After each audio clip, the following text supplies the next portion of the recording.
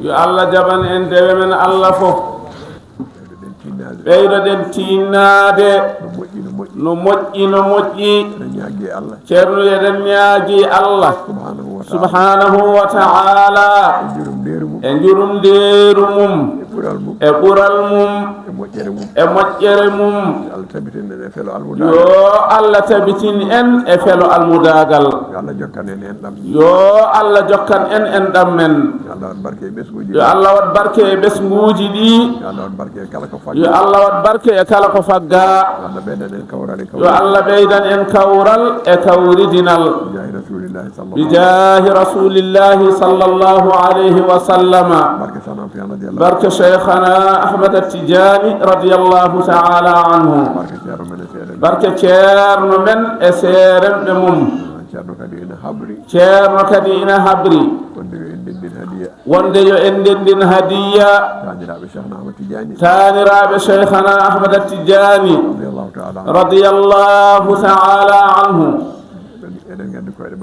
eɗen nganndi koyɗe maɓɓe taƴaani ɗo hannde o fodde njoyo e maɓɓe ene ngari ɗo ene mbaali e galle hee ko teddungal meeɗen ko ɓeydaare meeɗen ko ɓural meeɗen no ɓe ngardi e men fof ko noon dañirten moƴƴereeji ɗi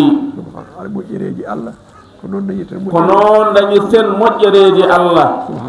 subhanahu wa ta'ala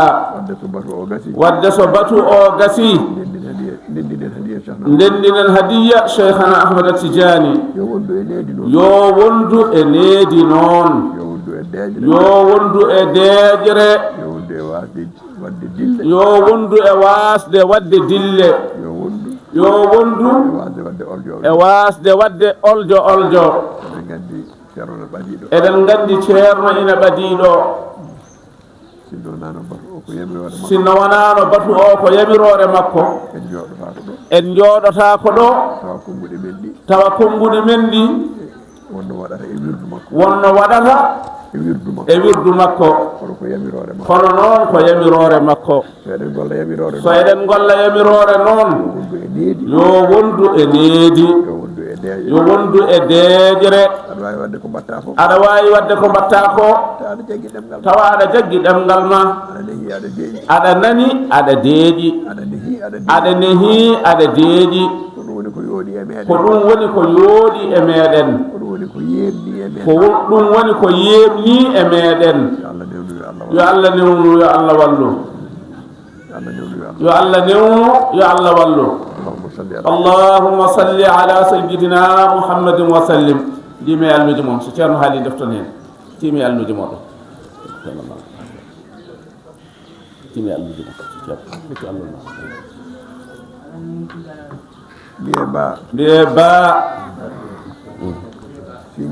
siñiije mimarak alif laam ha sagiru alif laam ara ha tongu mim alif jawɗo nunarak alif laam ara ha tongu juburiya mimarak fatiha salatul fatihi